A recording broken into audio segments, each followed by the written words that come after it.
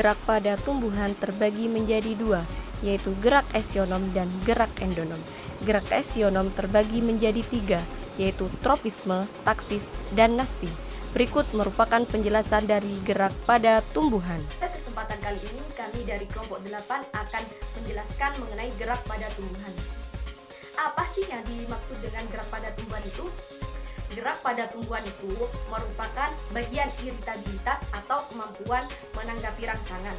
Pada bab ini akan dibicarakan topik-topik mengenai macam mekanisme gerak pada tumbuhan. Gerakan pada tumbuhan ini diduga ada hubungannya dengan cara adaptasinya terhadap lingkungan. Karena pada tumbuhan tersebut beragam jenisnya dan banyak cara geraknya pada tumbuhan tersebut. Nah, berikut merupakan penjelasan dari gerak-gerak pada tumbuhan. Assalamualaikum warahmatullahi wabarakatuh. Baik, di sini saya akan menjelaskan terkait gerak esionom. Gerak esionom ini terbagi menjadi tiga, yaitu triotropisme, yang kedua taksis, dan yang ketiga adalah nasti. Terdapat beberapa gerak. Yang pertama yaitu fototropisme. Fototropisme ini adalah gerak tropisme yang disebabkan oleh rangsangan berupa cahaya matahari. Contohnya itu tumbuhan koleoptil rumput menuju arah cahaya matahari. Nah, koleoptil ini adalah daunnya pertama yang terbentuk dari tanaman logofotil yang berfungsi sebagai pelindung lembaga baru. Tumbuhan fototropisme ini disebut juga dengan heliotropisme. Fototropisme ini sangat berkaitan erat dengan zat tumbuhan yang terdapat pada ujung tumbuhan yang disebut dengan auksil. Gerak fototropisme itu ada dua, yaitu gerak fototropisme positif dan gerak fototropisme negatif. Gerak fototropisme positif yaitu gerak tumbuh menuju sumber darahnya cahaya. Contohnya itu seperti gerak tumbuh tunas apikal. Kemudian gerak fototropisme negatif yaitu gerak tumbuh menjauh atau menghindari sumber cahaya matahari. Contohnya itu seperti gerakan tumbuh akar tunas, seperti itu. Gerak tropisme yang ketiga yaitu gerak hidrotropisme. Gerak hidrotropisme adalah gerak pada tumbuhan yang disebabkan karena adanya rangsangan berupa air. Sama halnya dengan geotropisme, gerak hidrotropisme ada dua macam, yaitu gerak hidrotropisme positif dan gerak hidrotropisme negatif.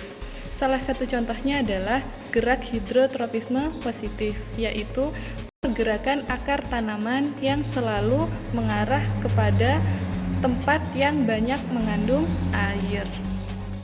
Selanjutnya kita akan membahas tentang gerak tropisme yang kedua, yaitu gerak geotropisme. Gerak geotropisme adalah gerak pada tumbuhan yang dipengaruhi oleh gaya gravitasi bumi. Ada dua macam gerak geotropisme, yaitu gerak geotropisme positif dan gerak geotropisme negatif. Contohnya, untuk gerak geotropisme positif yaitu pergerakan akar tanaman yang selalu mengarah ke arah inti bumi. Sedangkan contoh gerak geotropisme negatif yaitu pergerakan batang tanaman yang selalu mengarah meninggalkan inti bumi. Tikmotropisme. Tikmotropisme adalah gerakan pertumbuhan sel tanaman yang dirangsang oleh sentuhan. Jadi, kata ini berasal dari kata stigma yang artinya sentuhan.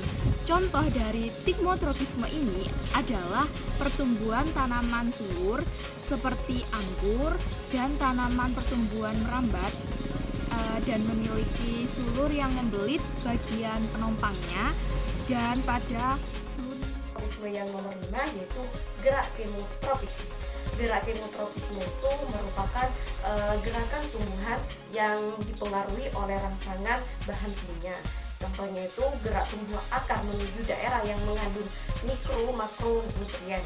Kemudian yang kedua yaitu pertumbuhan bulu serbuk sari yang menuju bakal buah pada saat pertumbuhan terjadi. Kemudian yang ketiga yaitu akar yang tidak bertumbuh ke arah bahan kimia yang toksis. Adalah gerak taksis yang disebabkan oleh adanya rangsangan dari cahaya. Nah, misalnya klorofil. Klorofil atau zat hijau pada daun yang bergerak menuju arah datangnya cahaya. Jadi, cahaya merangsang adanya pertumbuhan.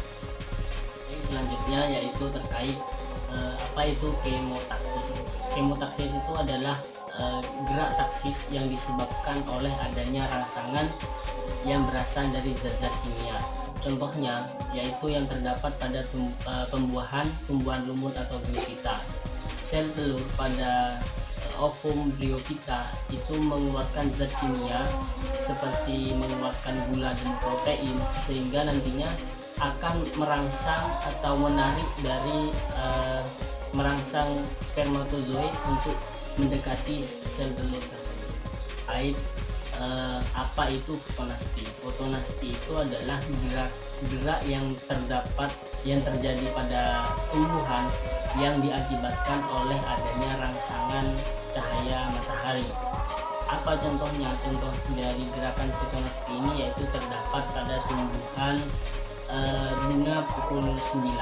Pada bunga pukul 9 ini, mekar dari bunganya tersebut itu dipengaruhi oleh cahaya yang biasanya mekar pada waktu pagi, yang banyak orang mengatakan bahwa bunga pukul 9 ini adalah bunga yang mekar pada jam 9.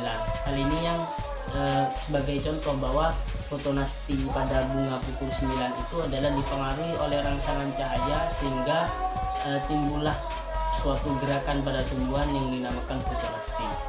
Itu contoh dari fotonasti. Akan menjelaskan terkait gerak terminonasti. Gerak terminonasti di sini adalah gerak pada tumbuhan yang diakibatkan oleh adanya rangsangan suhu, sehingga merangsang tumbuhan untuk bergerak. Contoh dari gerakan terminonasti ini apa? Yaitu pada tanaman bunga tulip. Pada tanaman bunga tulip di sini, biasanya bunga tulip di sini akan mekar pada suhu tertentu, yaitu pada suhu yang hangat, sehingga pada suhu yang optimum yang dapat merangsang bunga tulip di sini akan mengakibatkan gerakan yang dinamakan gerak terminonasti. Itu mungkin contoh dari gerak terminonasti. Gerak niftinasti. Gerak niftinasti ini disebabkan oleh suasana gelap. Istilah niftinasti ini berasal dari bahasa Yunani nux, yang berarti malam. Umumnya daun-daun tumbuhan polong-polongan akan menutup pada waktu malam hari dan akan membuka kembali pada waktu pagi hari. Selain disebabkan oleh suasana gelap, gerak tidur daun-daun tersebut dapat terjadi akibat perubahan tekanan turgor di dalam persediaan sel. Misalnya gerak tidur daun pohon turi yang terjadi di malam hari, yang mengatupkan daunnya saat hari mulai gelap. Dan pada gerak pigmonasti. Gerak pigmonasti ini merupakan gerak nasti yang disebabkan oleh rangsangan mekanis berupa sentuhan atau tekanan.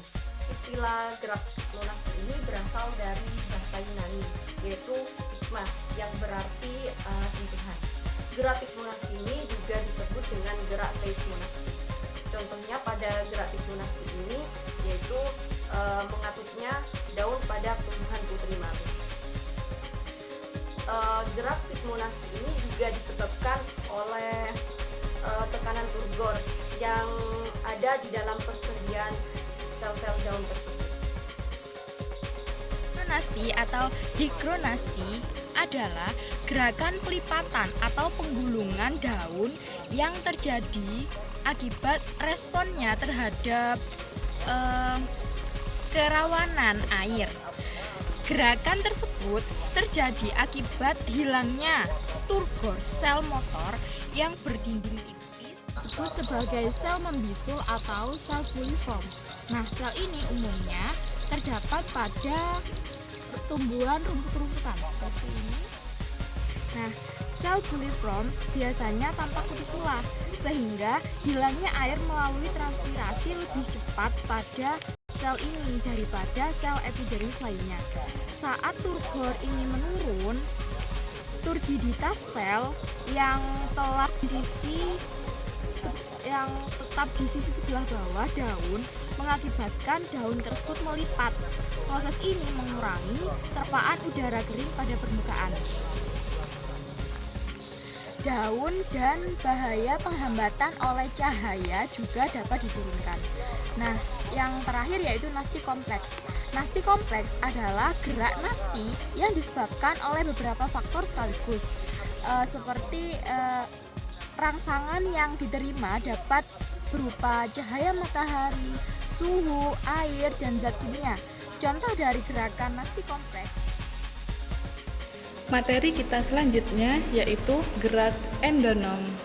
Seperti yang sudah kita terangkan di awal, bahwasanya gerak esionom merupakan gerak pada tumbuhan yang disebabkan atau dipengaruhi oleh rangsangan yang berasal dari luar tumbuhan. Nah, untuk gerak endonom ini kebalikan dari gerak esionom, yaitu gerak pada tumbuhan yang dipengaruhi atau disebabkan oleh rangsangan yang berasal dari dalam tumbuhan itu sendiri. Oke teman-teman, gerak endonom yang pertama yaitu gerak nutasi. Gerak nutasi adalah gerakan spontan pada tumbuhan yang tidak disebabkan oleh rangsangan dari luar tumbuhan. Salah satu contohnya yaitu pergerakan aliran sitoplasma yang terjadi pada tanaman air Hydrilla verticillata. Gerak endonom yang kedua yaitu gerak higroskopis. Gerak higroskopis adalah gerakan pada tumbuhan yang disebabkan adanya suatu perubahan kadar air di dalam tumbuhan.